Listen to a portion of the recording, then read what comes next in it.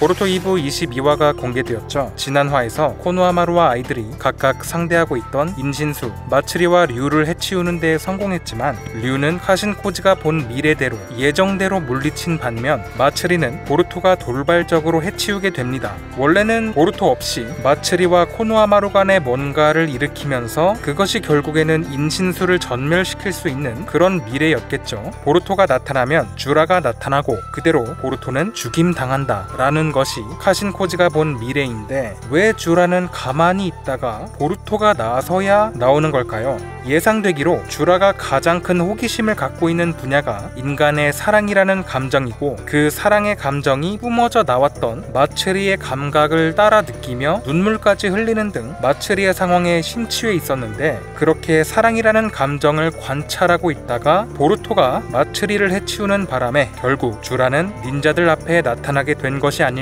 이번 화에서는 보루토 대 주라의 대결이 주를 이뤘는데 아직 안 보셨다면 양기철의 그림자 채널에 있는 22화 풀버전 감상하신 후 분석 들어가 보도록 하죠. 주라가 먼저 나타난 곳은 류가 죽은 자리, 사라다와 아이들이 있는 쪽 손톱대의 몸에서 먼저 나타났는데 처음에는 쓰러진 사라다를 힐끔 눈으로 봅니다. 무슨 의미일까요? 류를 해치울 정도로 강해진 사라다를 위험하다고 생각했던 걸까요? 그러나 주라는 아이들을 공격하거나 류의 가시원을 회수하려는 움직임을 보이지 않고 그저 멀리서 어딘가를 바라볼 뿐이었는데 봐주거나 관심 없다기보다는 보루토를 죽이는 것이 먼저다. 그 뒤에 나머지 닌자들을 없애고 가시원을 회수해도 늦지 않는다 라고 판단하지 않았을까? 한편 마츠리를 단칼에 해치운 보루토, 코노하마루가 많은 데미지를 가한 상태였기에 어렵지 않게 막타를 칠 수 있었다고 하죠. 마츠리의 마지막 모습은 신체 대부분이 사라진 이제 목도리로 겨우 서 있는 위태로운 상태였고요. 이전까지 코노하마루와 마츠리가 교감을 나누며 감정을 키우는 듯한 모습이었지만 마츠리가 죽었음에도 딱히 아쉬움 하나 없어 보이는 코노하마루네요. 역시 인간과 인신수는 친해질 수 없었던 걸까요? 그러던 중 이들 옆으로 작은 폭격이 날아오는데 주라가 멀리서 발사한 소형 미수옥이라고 합니다. 전에는 수십 킬로미터 떨어진 데서 보루토의 몸을 관통시킬 정도로 정밀했었는데 이번에는 타점이 많이 벗어났네요. 정밀도를 향상시키는 그런 조건이 있었던 걸까요? 주라는 직접 보루토가 있는 곳으로 날아갑니다. 주라가 오고 있음을 알아챈 보루토는 수리검을 주변 암석에 뿌리기 시작합니다. 비뢰 신의 수를 준비하는 것이죠. 미나토의 모습이 떠오르는데요. 과거의 영광으로만 남을 뻔한 비뢰 신의 술이 이렇게 손자가 이어서 사용해주는 모습이 보는 재미를 더해주는 것 같습니다. 보루토의 경우 서로 다른 모양의 금속으로 먼 거리 이동이 가능하지만 이렇게 정해진 장소에서의 이동, 그러니까 눈에 보이는 거리라면 같은 모양의 수리검으로도 충분하죠. 보루토는 코노하마루에게 빨리 도망치라고 말합니다. 혼자서 주라와 싸울 계획인 거죠. 그런데 코노하마루는 계속 너 설마 계속 되물으면서 얼타는데 저번부터 독자들이 코노하마루 답답하다고 많이들 그랬었죠. 그렇게 주라가 직접 와서 미수옥 크게 한 방 날려주고서야 코노하마루는 마츠리의 가시원을 들고 도망칩니다.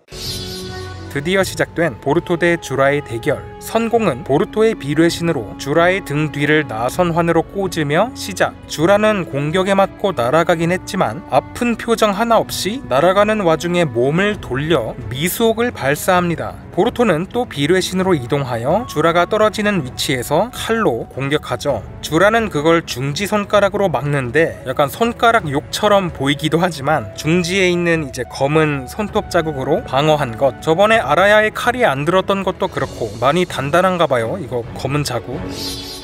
보루토와 교전을 하던 주라는 이런 말을 합니다. 좋지 않은 버릇이다. 강자와 싸우게 돼서 나도 모르게 들떠버렸다. 어떤 독자분께서 이 대사가 이전의 지겐, 이치키의 대사와 같다는 걸 발견했는데 흔한 빌런의 대사로 볼 수도 있지만 주라와 이치키의 관련성에 대해 다시 한번 생각하게 만드는데요. 다른 인신수와 다르게 주라는 누군가를 원형으로 하고 있지 않고 신미의 화신이라고 하는데 그러나 신미가 분열되는 과정에서 이치키가 부여한 코드에 카마의 힘이 스며들었다는 언급이 있었던 만큼 말투나 외모라던가 이치키와 무관하지는 않을 것 같은 인상이 계속 느껴지네요.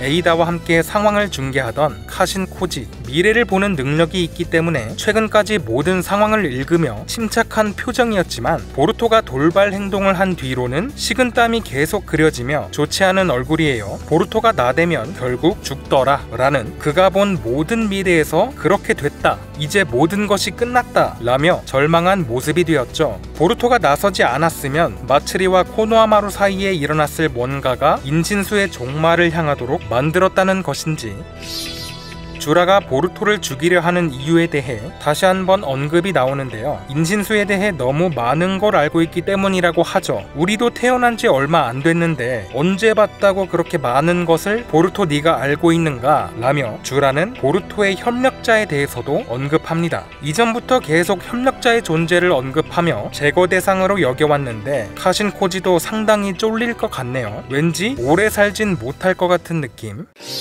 그리고 주라는 보루토에게 사랑이란 무엇인지 묻습니다. 주라의 최근 관심사인 사랑. 어째서 인간들은 타인을 위해 목숨을 바치며 무의미한 희생을 자처하는가? 그러면서 인간들의 지성이 필요 이상으로 높아져 사랑이란 이름의 결함이 생긴 것 같다고 말하죠. 이제 여기서 말하는 사랑은 남녀 간의 사랑뿐만 아닌 친구, 동료, 부모, 자식 간의 마음을 말하는 것이고요. 주라는 자기 나름의 견해가 있음에도 계속해서 사랑이 뭔지 묻고 궁금해한다는 것은 어쩌면 사랑과 관련된 것만이 주라를 해치울 수 있는 방법이 아니었을까 싶습니다.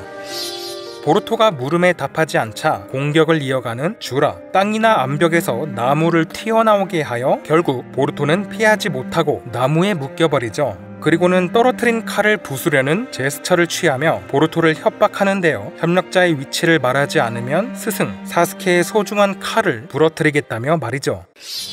그러자 보루토는 준비하고 있던 우주히코, 몸을 휘감은 소용돌이로 나무를 부수고 비뢰신으로 주라의 뒤로 이동하여 나선한 우주히코를 가합니다. 우주히코는 지구, 행성의 회전의 힘을 이용한 나선환으로 발이 땅에 닿아 있어야 한다는 제한이 있지만 이것을 위해 보루토가 일부러 비행을 멈추고 공격에 당한 척한 것 같기도 하죠. 주라에게 한 방 제대로 먹인 걸 보면 보루토의 계획은 성공했다고 볼 수 있겠습니다. 이 공격에 맞으면 평행 감각을 상실하거나 신체가 파괴되는데 행성의 차크라를 얼마나 모으는가에 따라 다른 건지 주라의 경우는 평행 감각을 잃어 주저앉게 되는 코드 때와 같은 상태가 되었고, 보루토가 승기를 잡았다고 생각된 순간 갑자기 가슴에 손을 올린 주라는 어떠한 힘을 몸에 부여했는지 우주히코를 자체적으로 해제합니다. 그리고는 멀쩡하게 일어나죠. 그러면서 하는 말이 미수옥과 같은 원리의 기술인 것 같다. 덕분에 무효화할 수 있었다. 나선환 자체가 미수옥을 따라 만든 기술이기에 이제 미수옥의 원조 사용자는 미수죠. 그리고 심지어 신미면 완전 오리지널인데 나선환 오리지널 레시피 그거 내가 원조인데 하면서 바로 파악해버린 모양.